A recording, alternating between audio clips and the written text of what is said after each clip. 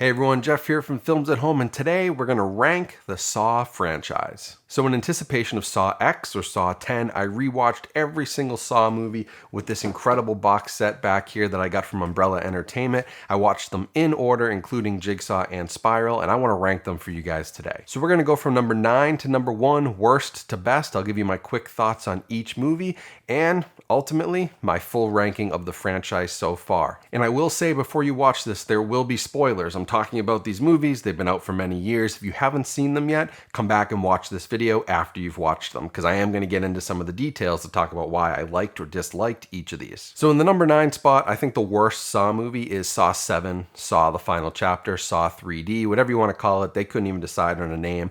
But first of all, I just didn't love the way it was shot. It felt very gimmicky. It felt like Jaws 3D almost. Like it was shot for 3D, which was super obvious, and it feels like parts of the movie were done specifically for 3D, and I hate when they make a movie just to try to like catch on to a craze like the 3D craze after Avatar was released. Now, I also think they didn't know where to end this franchise. That had become so convoluted and so confusing, and there was so much going on by the time you get to Saw 7 that to try to wrap it up in one neat bow was impossible. And, you know, bringing back Dr. Gordon, making him an apprentice, it was like at this point, who hasn't been Jigsaw's apprentice? Like it was too much. I didn't like the way that wrapped up. It was so obvious that's what they were going to do the minute that they introduced him in the beginning of the movie. And the whole storyline with Bobby and the support group and him being a fake Jigsaw victim, like I just didn't really like any of it. It just felt different. It didn't feel like a Saw movie to me. And it definitely puts less emphasis on John Kramer as the mastermind, which I don't like, because I like that he's portrayed as like this really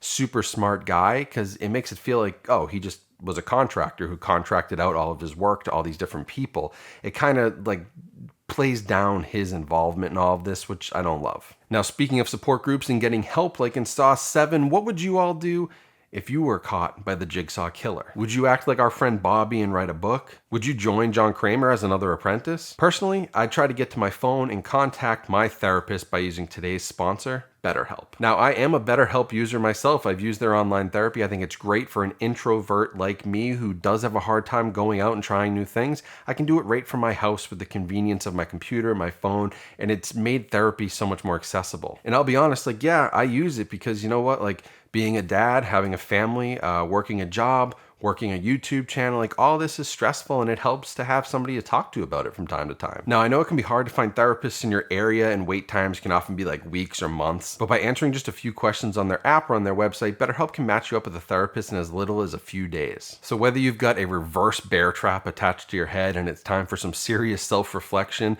or maybe you just want to talk about a relationship, some struggles at work, you know, you just want somebody to talk to, you can get matched up with a BetterHelp licensed therapist right through the website or mobile app by visiting my link, betterhelp.com/filmsathome. And guess what? If you and your therapist don't vibe and you're like the Agent Strom to their Detective Hoffman, then you can switch therapists at any time with no worries about insurance. And I know that's something that John Kramer would definitely get behind. Now, clicking that link supports my channel, helps me get editors, make better videos like this. I invest it back into the channel, but you also get a little something. You get 10% off your first month at BetterHelp if you use my link to sign up. So if you're struggling out there, please get the help you need. It's important. Mental health is everything, and give BetterHelp a try if you want something new. So click the link in my description or visit betterhelp.com/filmsathome. That's betterhelp.com/filmsathome and get 10% off your first month of online therapy. So jumping right back into the Saw movies, in the number 8 spot, I've got to put Jigsaw. Now, I can appreciate what the filmmakers tried to do here. They had a monumental task in front of them, which was to revive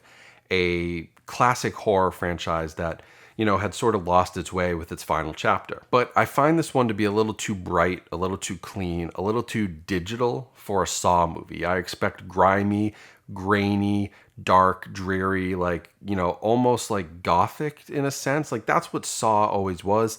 This one feels a little too happy-go-lucky, just the way it was shot. There are some decent traps. I do like the game in this one. I think it's a very interesting game that plays very well on the screen.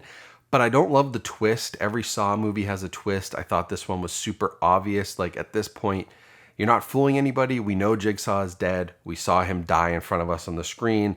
He's been very dead in every movie up to this point. So bringing him back wasn't going to fool anybody that somehow he was alive. Like, you obviously knew what was going on. So just a little predictable, a little too clean, a little too pretty for me for a Saw movie. But I do respect what the filmmakers did. They had a really tough task. And you know what? It's not half bad. It's an okay watch. Now, in the number 7 spot, I've got to put Saw 5. Saw 5 for me was a real turning point in the franchise. I thought Saw 4 is a pretty good film. Saw 5 is sort of this weird bridge between 4 and 6, which are both films I really liked. And I don't think it really hits the mark. It has a lot of soap opera moments. There's a ton of backstory, honestly, a lot of which we probably didn't need. And Saw 4 wraps up so nicely, and I like the way that that ended. And then unfortunately, we have to go from sort of John Kramer to Detective Hoffman. And Detective Hoffman, to be fair, is just like one of my least favorite villains in movie history. Like, I just think he can be insufferable at times. And so I don't love that transition to solely focus on him, although I will give Scott Patterson a lot of credit. I did like him as Agent Strom, and I do think he's the best part of the film. He puts in a really good effort. He really cares, and he puts in a good performance. So in the number 6 spot, this may surprise some people, but I've got Saw 2. Saw 2, as a follow-up to the original Saw, just didn't hit the mark for me, because although it has its traps, it doesn't really feel like a Saw film, if that makes sense. It honestly feels like an escape room movie. Like, that's the way they kind of set it up, which that may be because it wasn't a Saw movie. The script was actually something entirely different. People read the script. They said, hey, that could be the Saw sequel. They were looking for something to expand the franchise. So they kind of like just tied it in and made it work. But I didn't feel like it was as good a sequel as even Saw 3 or Saw 4 would have been after the original Saw film. It stands on its own for me. It's okay. The traps are good. The needle trap, of course, is a highlight. You know, it introduces us to a lot of new characters who would go on to play other, big parts in the franchise, of course. But it feels like a one-off movie and not a sequel. And by itself, it's fine, but I don't think it ties in well to the rest of the franchise. So in the number 5 spot, I've got Spiral, and that may surprise people even having it this high. You're probably surprised I haven't mentioned it yet, but I actually kind of liked Spiral. Now, obviously, it's also sort of a standalone film. It exists like in the Saw universe. It's not really a sequel. It's sort of its own story, but it's essentially Saw for corrupt police departments, which, even now and when it was made, certainly is super relevant, makes a ton of sense, much like targeting, insurance and health insurance. Like, this is an area I'm actually surprised they hadn't targeted before. Seems like something John Kramer would be very against, is corrupt policing. And so that all ties in nicely. Decent traps. I love Samuel L. Jackson in this. Actually has some of the funniest moments in any of the Saw movies, but I just thought it loses a little steam towards the end.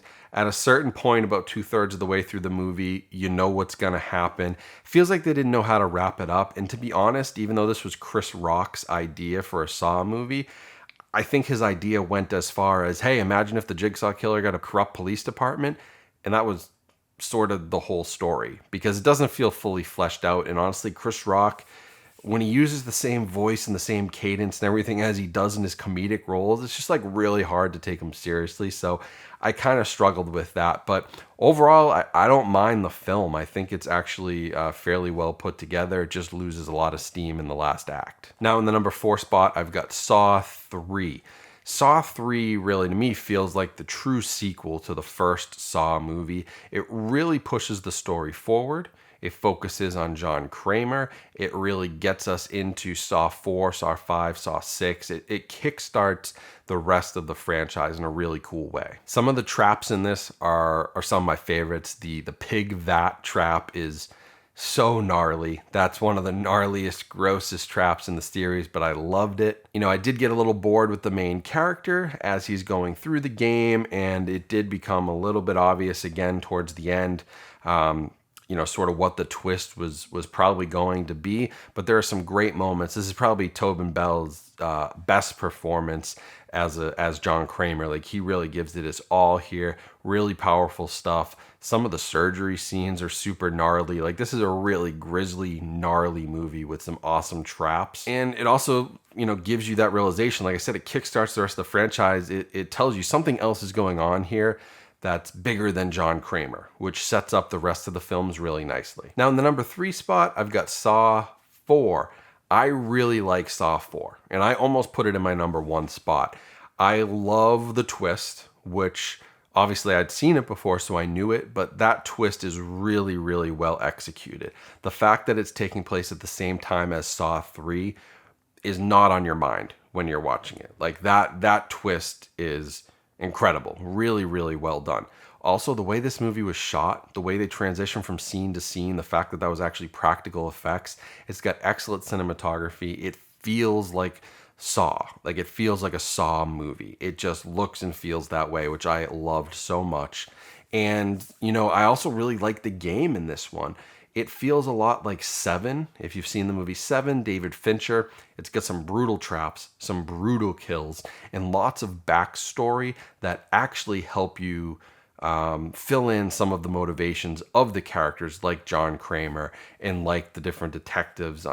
It actually works. It's not like soap opera stuff. It actually adds something to the story, and it has a really incredibly grisly, gnarly ending that I just enjoy so much. Now, in the number 2 spot, you're thinking, okay, there's only 2 spots left. Obviously, he's going to put Saw number 1, but I'm not. I'm going to put Saw, the original, at the number 2 spot. And I love the original Saw. It was revolutionary, one of the best twists in movie history that I don't care who tells you that they saw that coming. Nobody saw that coming. Nobody was thinking about that guy laying on the floor until he stood up and slammed that door. That twist is incredible. It really launched James Wan's career. It launched an entire franchise. James Wan and Leigh Whannell both did an incredible job on this film.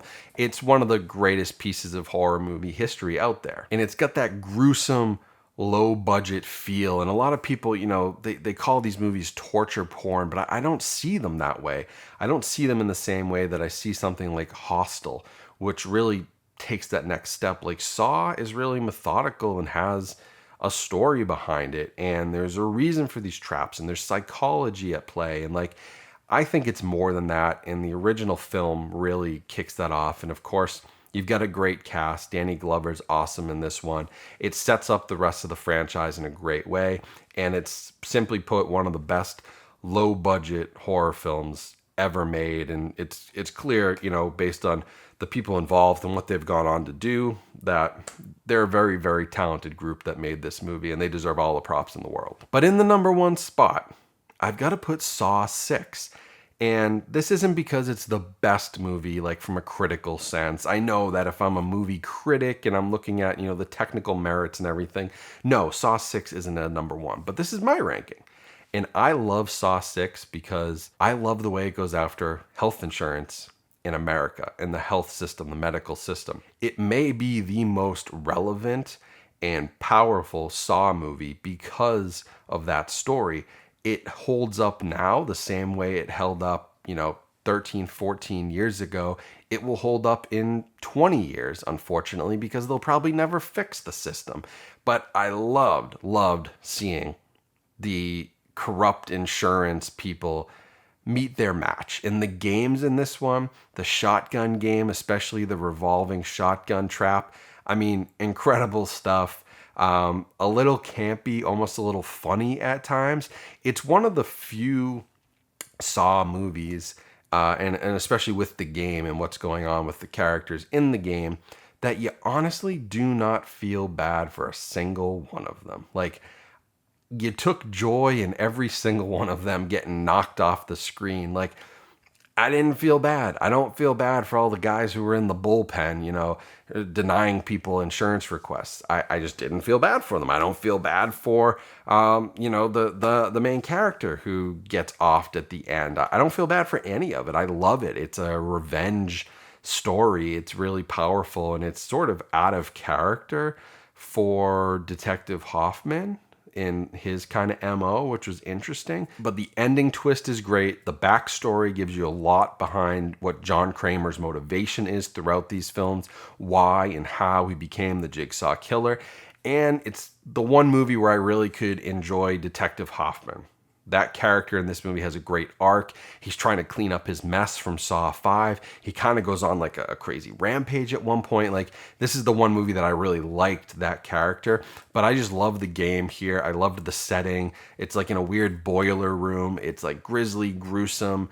I just loved everything about it, and it was the most fun I had watching any of these movies, so I had to put it in the #1 spot. So that's it. That's my ranking. Let me know what you guys think in the comments. I'm sure this will be controversial. Other people have done this. I didn't look at any videos before I did this. I did my own ranking. I just watched these, fresh mind, wanted to give you my thoughts on it, but I'm very excited for Saw 10 after watching all of these again. I'm excited to see Tobin Bell back. I'm excited to see what they do with Traps, with a new team behind it, sort of refreshing and giving us this, not like, it's not a prequel, but it's not it's like falls in between Saw 1 and Saw 2. Very interesting how they're playing with timelines. Who knows what the twist will be, but I'm excited for it, and I hope you guys enjoyed this video and it gave you some inspiration on what to watch next leading up to Saw 10. If you're a fan of the Saw franchise, I think this is a really cool time to be a fan. And thanks once again to BetterHelp. Like I said, I couldn't make these videos without sponsors. It's clearly edited above and beyond my editing skills. I'm paying editors to do this.